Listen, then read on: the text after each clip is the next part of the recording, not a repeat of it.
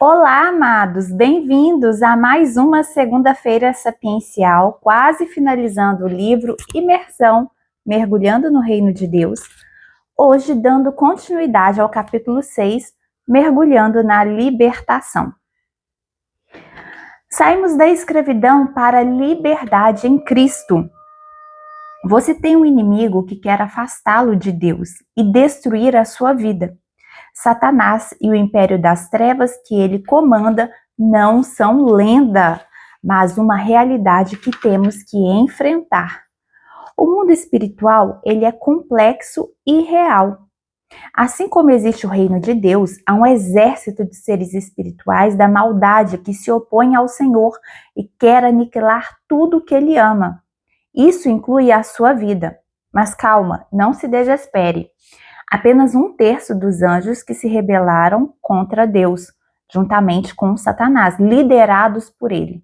Ou seja, 2/3 estão aí para nos livrar de todo o mal.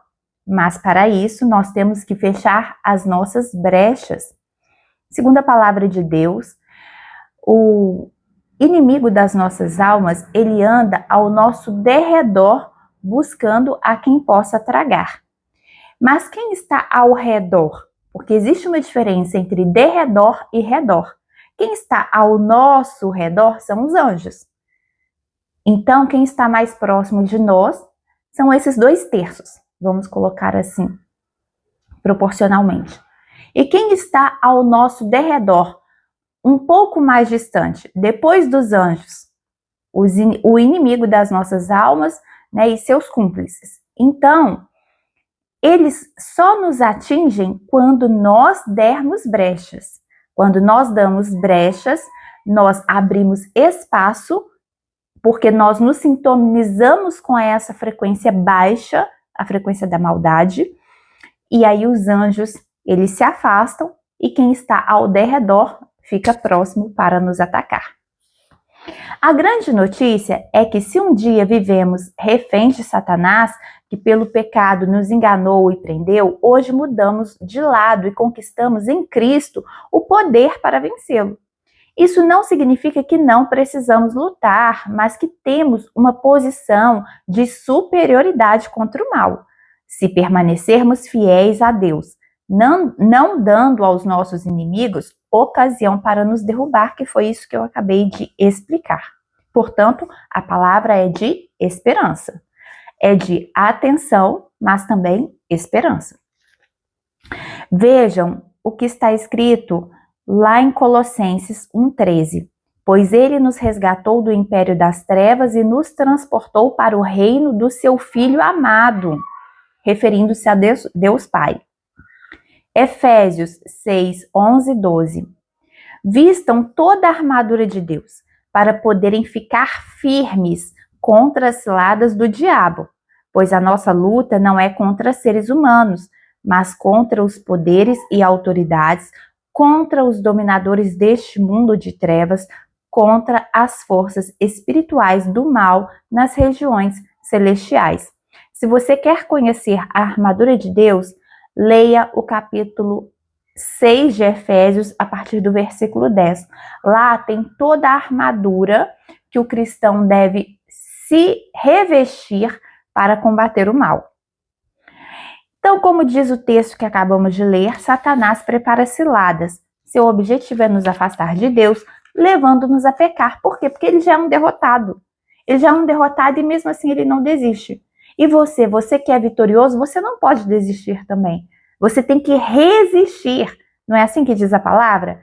Resistir ao mal e resistir ao diabo e ele fugirá de vós. Não foi isso que Jesus disse? Então, você tem que resistir porque você é vitorioso em Cristo Jesus. Ele já sabe, Satanás, que o pecado quebra a nossa comunhão com o nosso Criador e abre brechas em nossa vida para que voltemos ao seu domínio. Ele não quer ir para o inferno sozinho e ele morre de inveja de nós humanos, criados por Deus. Então ele quer nos arrastar junto com ele, que ele já é um fracassado. Então, assim como ele fez lá no Jardim do Éden, ele tentará fazer novamente.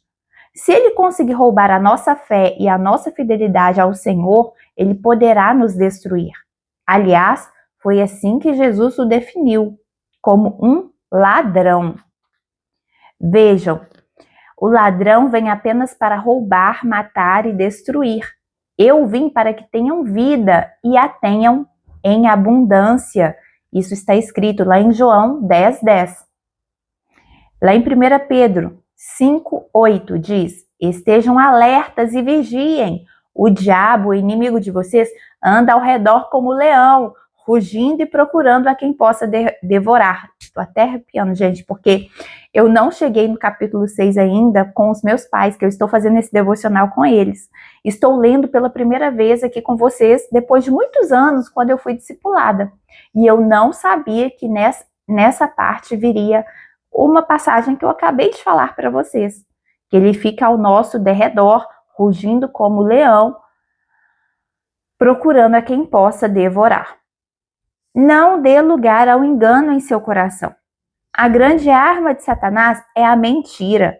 Se ele conseguir nos enganar, como ele fez com os nossos antepassados lá no Éden, poderá reconquistar o direito que ele perdeu quando nos convertemos a Cristo. Por isso, sua grande estratégia é distorcer ou negar a palavra de Deus. São as meias-verdades. Como a nossa fé ela é edificada sobre a palavra, perdendo essa base, nós ficamos vulneráveis. Por isso que você tem que conhecer a palavra. A palavra, lá, segundo Efésios 6:10 em diante, ela é a espada, é com ela que você ataca. De toda a armadura de Deus,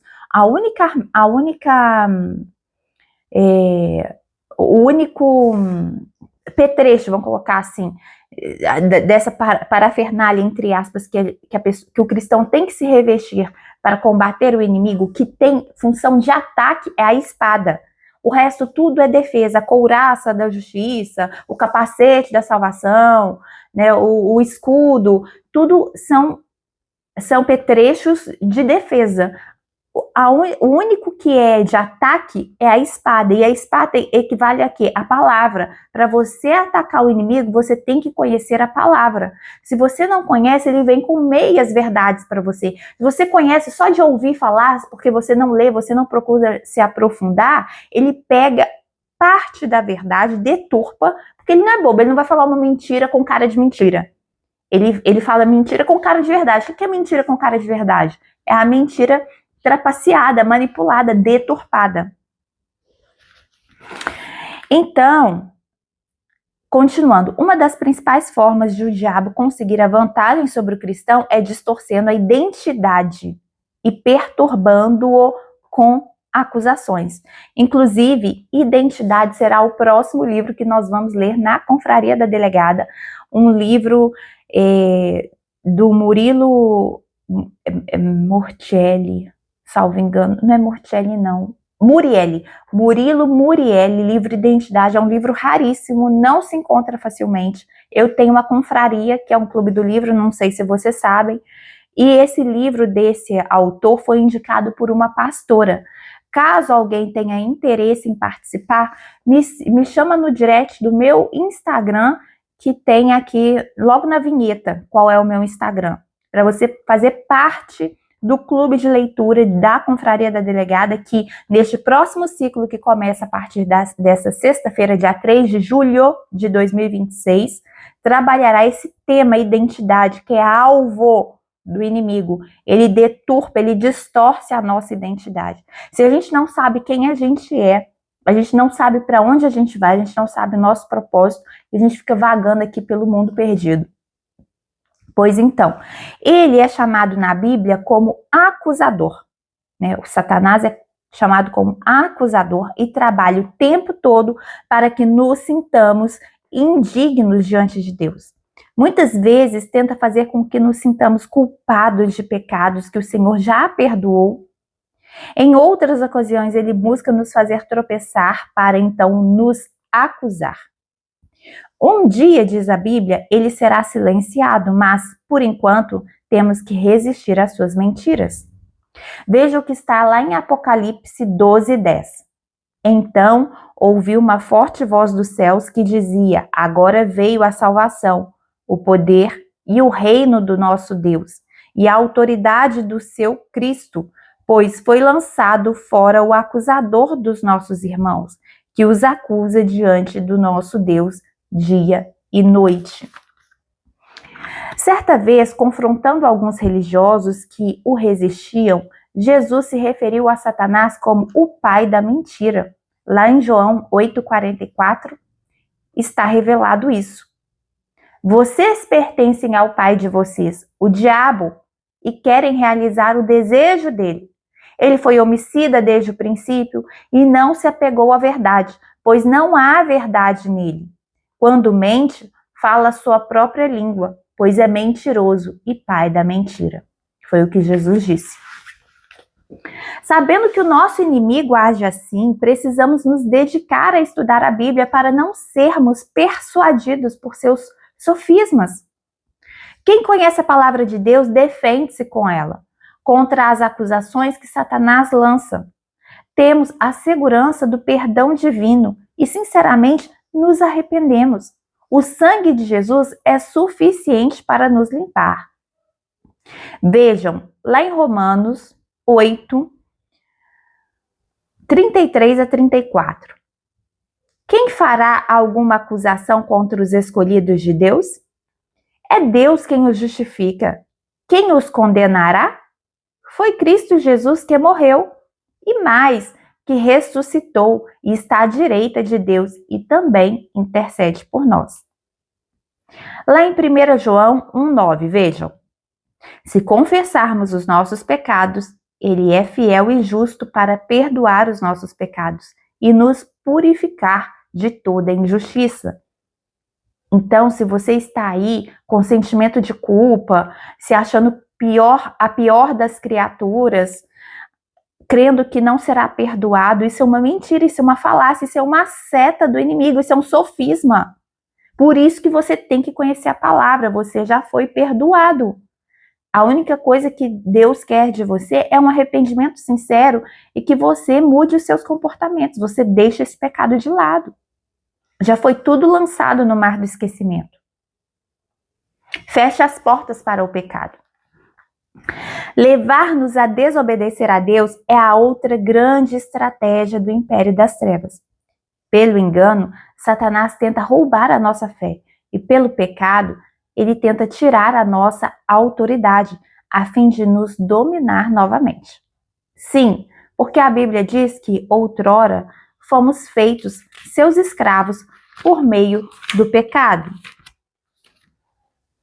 Vejam o que está escrito lá em Romanos 6, 12 a 14. Portanto, não permitam que o pecado continue dominando seus corpos mortais, fazendo que vocês obedeçam aos seus desejos. Não ofereçam os membros do corpo de vocês ao pecado como instrumentos de injustiça. Antes, ofereçam-se a Deus como quem voltou da morte para a vida e ofereçam os seus membros do corpo como instrumentos de justiça, pois o pecado não os dominará, porque vocês não estão debaixo da lei, mas debaixo da graça. Fomos libertos e perdoados por Cristo. Nossas transgressões foram cravadas na cruz e já não pesam mais contra nós. No entanto, se depois de conhecermos a graça de Deus voltamos a pecar, damos ocasião para Satanás reaver território em nossa vida.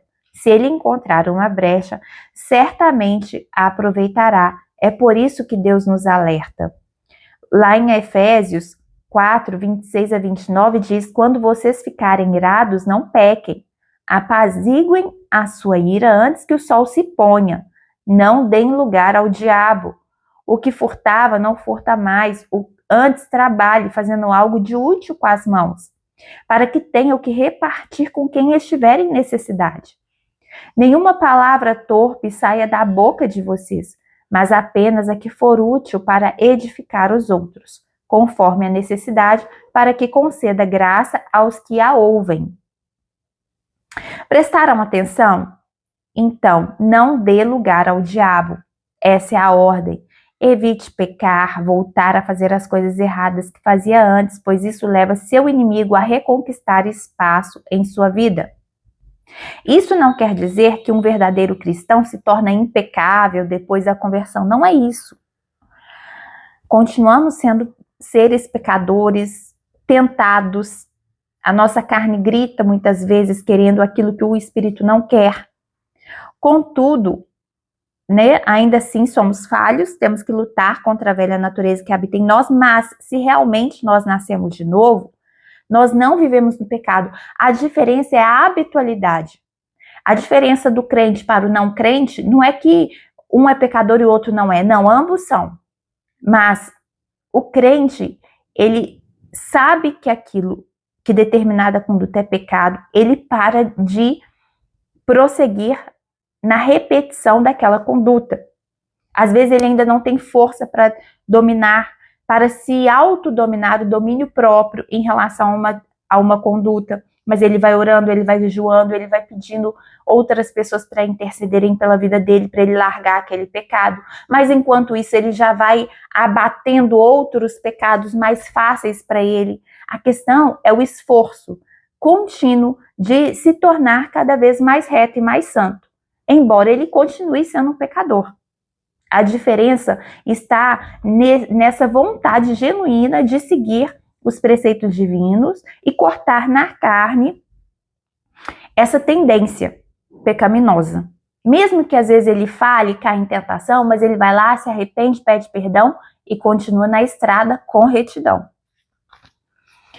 Pois então, vejam que está escrito lá em João, 1 João 3,9. Todo aquele que é nascido de Deus não vive na prática de pecado. Viver na prática, como eu disse, habitualidade.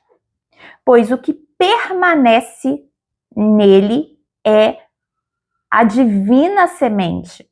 Ora, esse não pode viver pecando, gerúndio, pecando, continuidade no tempo, porque é nascido de Deus. Destruiu todos os vínculos com a velha vida de rebelião. Para manter a liberdade que nos foi conquistada por Cristo, além de resistirmos ao pecado, precisamos quebrar todos os vínculos que nos levam a ele. Há hábitos, objetos, pessoas e ambientes que não são pecado em si, mas são pontes que nos levam à transgressão ou que estão infestadas de influência demoníaca. Se não nos desfizermos delas, acabaremos caindo. Foi o que Jesus quis transmitir quando ele disse, lá em Mateus 5, 29 e 30. Essa passagem aqui eu já disse em outras segundas sapienciais deste devocional, deste livro. Vejam, se o seu olho direito o fizer pecar, arranque-o e lance-o fora. É melhor perder uma parte do seu corpo do que ser todo ele lançado no inferno. E se a sua mão direita o fizer pecar, corte-a e lance-a fora. É melhor perder uma parte do seu corpo do que ir todo ele para o inferno. Claro que Jesus não estava ensinando nenhum tipo de automutilação. Ele só usou essa ilustração para mostrar a necessidade de desfazermos de tudo que não sendo pecado nos leva a pecar. Para vivermos uma vida que agrade ao Senhor, muitas vezes precisaremos abrir mão de certas amizades, evitar determinados ambientes e deixar hábitos que nos vulnerabilizam.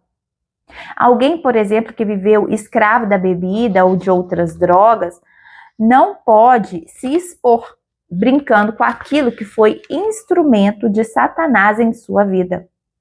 Precisará se afastar de amizades, lugares que o influenciam para o vício. Um cristão que viveu preso a um relacionamento imoral, além de rompê-lo, deve se desfazer de coisas que o conectem à pessoa envolvida, como fotos, cartas, presentes, etc. Se não romper esses laços de alma, entre aspas, aqui está laços de alma, entre aspas, ele voltará a cair. Na religião brasileira, Muitas pessoas foram criadas debaixo de idolatria e temem se desfazer de utensílios, imagens que representam aquela fé. Entretanto, a palavra de Deus é clara em condenar o uso e a guarda de tais objetos. O profeta Oséias, usando uma linguagem irônica, chega a dizer que por trás das imagens de idolatria, espíritos de engano se escondem. Veja o que está escrito lá em Oséias 4:12. Eles pedem conselhos a um ídolo de madeira e de um pedaço de pau recebem resposta. Um espírito de prostituição os leva a desviar-se. Eles são infiéis ao seu Deus. Vejam lá em Levítico 26:1. Não façam ídolos, nem imagens, nem colunas sagradas para vocês, e não coloquem nenhuma pedra esculpida em sua terra, para curvar-se diante dela. Eu sou o Senhor, o Deus de vocês. Portanto, gente, fechar as portas ao inimigo. Esse é o segredo para experimentarmos e mantermos uma vida de liberdade. Quando tomamos a decisão de agradar a Deus, abandonando o pecado e tudo o que o promove, contamos com a bênção e não damos oportunidade a Satanás para recuperar o controle que perdeu de nossa vida. Sendo assim, eu peço que você curta, que você compartilhe essa segunda sapiencial que está sensacional. Já estamos chegando ao final deste livro e faça a oração que está logo abaixo aqui no comentário, selando o que você aprendeu. Até a próxima segunda-feira sapiencial.